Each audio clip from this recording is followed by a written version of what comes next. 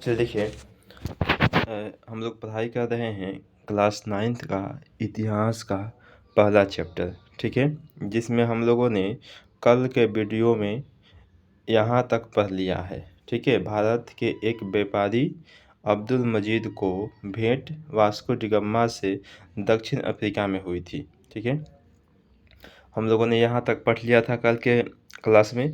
आज उसके आगे चलते हैं।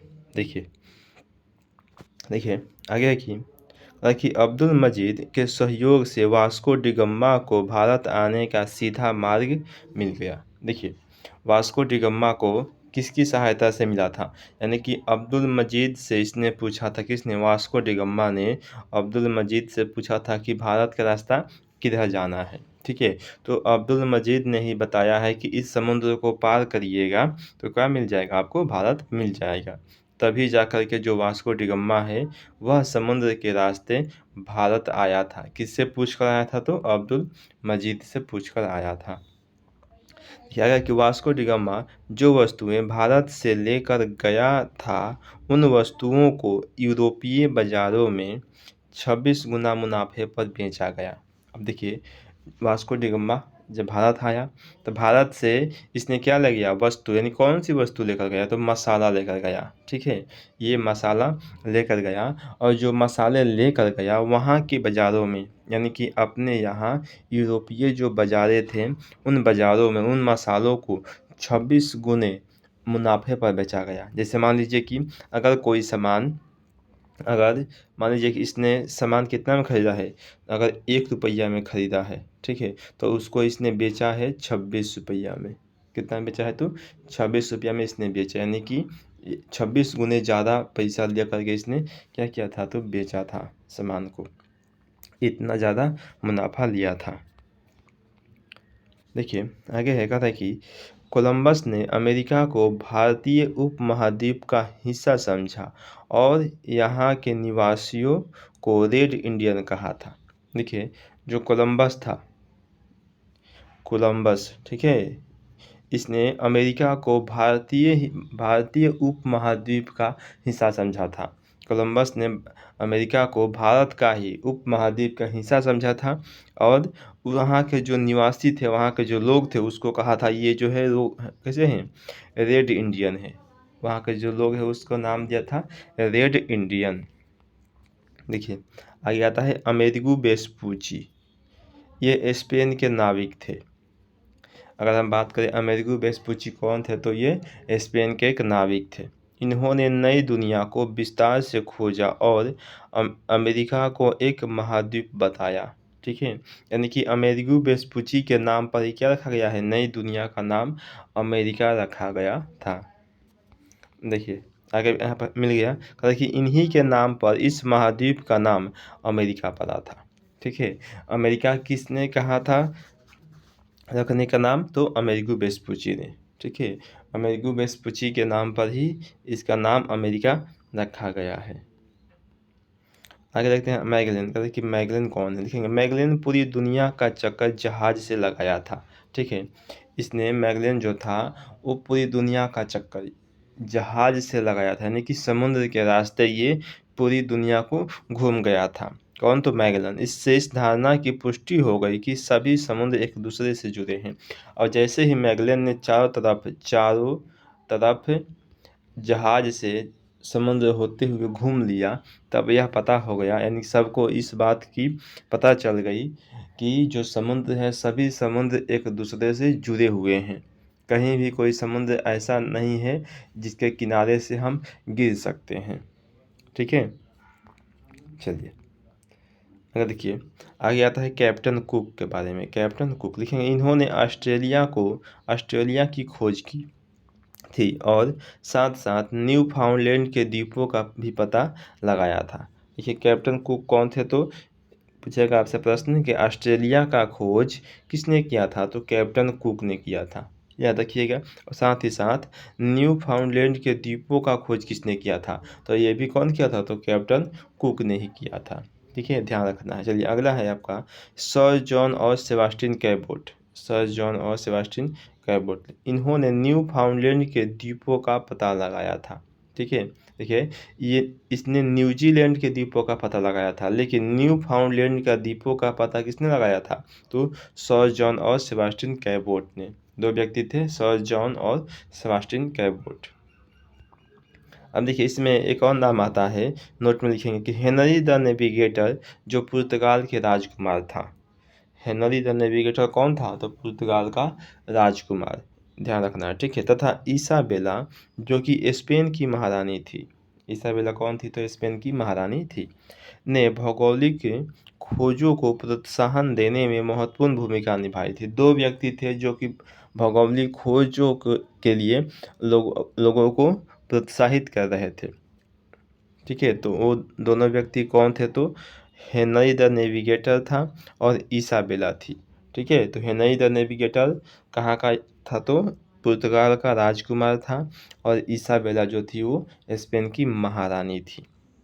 देखिए, देखिए अगर लिखेंगे, देखिए नोट में लिखेंगे कि 16वीं शताब्दी के पूर्वार्ध तक लगभग समस्त दुनिया की जानकारी यूरोप को हो चुकी थी।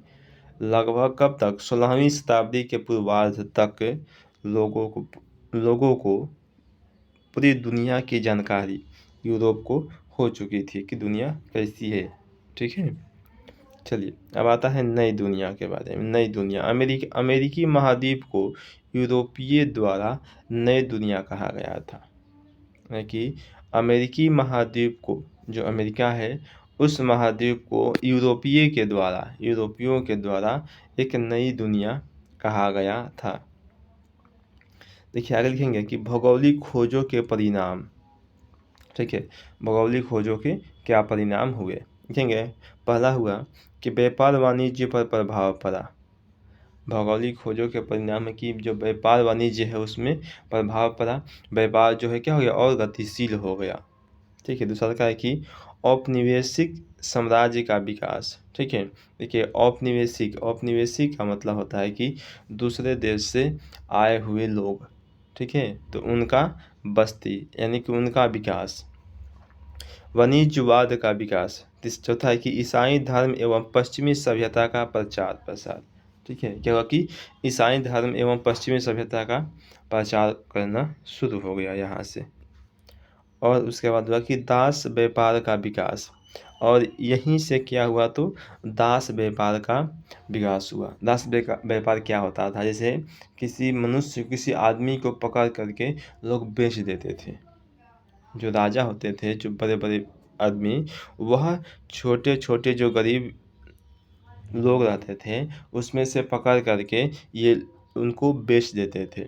और बेचने के बाद उन सभी लोगों से, जो कि दास मतलब बनकर जाते थे, जो उन सभी लोगों से कठिन कार्य करवाया जाता था। जैसे मान लीजिए कि रोड बनवाना हो, ठीक है, तो वो सभी जो दास लोग थे वही किया करते थे, ठीक है। उसके बाद हुआ छठा में कि भ्रांतियों का अंत और भौगोलिक ज्ञान में वृद्धि। देखिए, भाईचारे का यहाँ पर अंत हो जाता है, और जो भौगोलिक ज्ञान है उसमें वृद्धि होती है, ठीक है। दुनिया के बारे में लोगों को ज्ञान के वृद्धि होती है, धीरे धीरे सभी लोग दुनिया के बारे में जानने लगते हैं। देखिए, औपनिवेशिक का मतलब दूसरे देशों से आए हुए लोगों की बस्ती होती है, ठीक है। इसको आपको ध्यान रखना है। अब देखिए, देखेंगे अगला, देखिए यूरोपीय देशों द्वारा अमेरिका से सोना तथा चांदी आयात किया जाता था। प्रश्न आपसे पूछेगा कि यूरोपीय देशों द्वारा अमेरिका से क्या आयात किया जाता था? तो लिखेंगे सोना और चांदी, ठीक है। आपको ध्यान रखना है, ये सारे प्रश्न जो है ऑब्जेक्टिव में आपसे पूछे जाते हैं, हमेशा पूछे जाते हैं, ऐसा नहीं कि नहीं पूछा जाता। आगे है, ये भी प्रश्न बहुत ही महत्वपूर्ण है। देखिए, 1 मिनट, बड़ा हो गया। 80 वर्षों तक यूरोपीय अर्थव्यवस्था चांदी पर निर्भर रही। आपसे प्रश्न पूछ सकता है ऑब्जेक्टिव में कि कितने वर्षों तक यूरोपीय अर्थव्यवस्था चांदी पर निर्भर रही? तो 80 वर्षों तक, ठीक है, ध्यान रखना है। आगे है कि प्रारंभ में पुर्तगाल और स्पेन उपनिवेश स्थापित करने में अग्रणी रहे, परंतु 16वीं सदी के अंत तथा 17वीं सदी के प्रारंभ में फ्रांस भी शामिल हो गया था। ठीक है, पुर्तगाल और स्पेन। यानी कि शुरुआत में उपनिवेश स्थापित करने में कौन से देश थे, तो पुर्तगाल और स्पेन दो को थे। लेकिन जैसे ही 17वीं शताब्दी आता है उसके शुरुआत में ही कौन शामिल हो जाता है, तो फ्रांस जो है ये भी शामिल हो जाता है उपनिवेश स्थापित करने में। ठीक है, देखिए अगला जानेंगे कि अंतर्राष्ट्रीय स्तर पर सोने एवं चांदी के भंडारण में अग्रणी देश स्पेन था। ठीक है, अगर अंतर्राष्ट्रीय स्तर की बात करें, ठीक है, तो वहाँ पर जो सोना और चांदी का भंडारण करने का बात था, तो सबसे ज़्यादा जो भंडारण किया था, अपने पास जमा किया था, वो देश था स्पेन।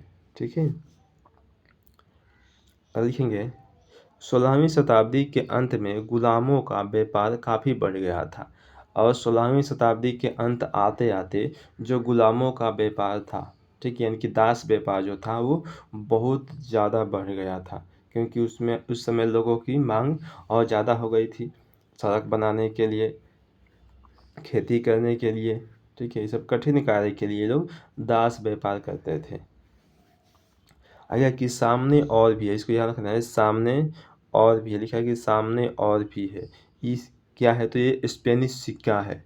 स्पेनिश सिक्का का नाम था सामने और भी है। ठीक है, आपको इसको ध्यान रखना है। पूछेगा कि स्पेनिश सिक्का का क्या नाम है, तो सामने और भी है, ऐसा लिखेंगे। आगे कि यूरोप में नवीन फसलों जैसे कहवा यानी कि कॉफ़ी होता है, ठीक है, कहवा, चाय, गन्ना, मक्का, आलू, तंबाकू, नील इत्यादि का प्रवेश हुआ था। ठीक है, यूरोप में ये सभी फसलों का प्रवेश हुआ। आगे देखिए, यूरोप से चाय, कॉफ़ी, तंबाकू, आलू का आगमन भारत में हुआ था। कहाँ से हुआ था, तो यूरोप से। आगे देखिए कि आम तथा गन्ना भारतीय फसल है।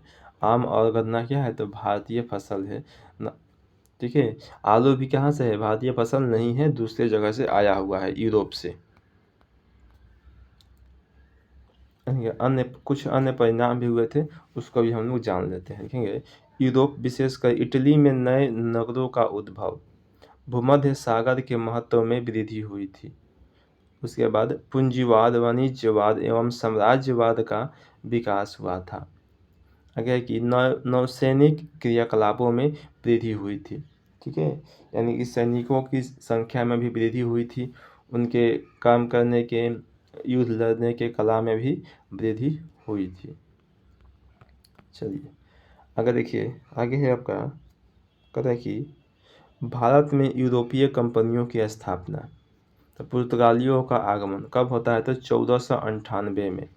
1498 में अंग्रेजी ईस्ट इंडिया कंपनी की स्थापना कब हुई थी, तो 1600 ईस्वी में। ये आपको याद रखना है, ये बहुत ही महत्वपूर्ण प्रश्न बनने वाले हैं आपके एग्जाम के लिए, क्योंकि ये प्रश्न ऑब्जेक्टिव में हमेशा पूछे जाते हैं। ये 9th में तो पूछे ही जाएंगे, और साथ ही साथ जो आपका बोर्ड एग्ज़ाम होगा 10th का, वहाँ पर भी ये सारे प्रश्न पूछे जाते हैं। ठीक है, तो आपको इसको याद रखना है अच्छे से। आगे देखिए, डच ईस्ट इंडिया कंपनी ये कब स्थापना हुई थी इसकी, तो 1602 में। उसके बाद डेनिश, इसकी स्थापना कब हुई थी, तो 1616 ईस्वी में। उसके बाद है आपका फ्रांसीसी, इसकी स्थापना 1664 में हुई थी। और स्वीडिश, इसकी स्थापना हुई थी 1731 ईस्वी में। ठीक है, इन सारी कंपनियों की स्थापना और स्थापना दिवस दिया गया है। ठीक है, आप इसे याद रखेंगे, आपके ऑब्जेक्टिव के लिए बहुत ही महत्वपूर्ण है। चलिए अब आपका जो चैप्टर है वो पूरी तरीके से ये वाला एंड हो गया है। ठीक है, समाप्त हो गया। अगले वीडियो में हम लोग इसका जितना भी प्रश्न उत्तर है, ठीक है, जितना भी प्रश्न है ऑब्जेक्टिव और सब्जेक्टिव दोनों आपको हम अगले वीडियो में करवा देंगे।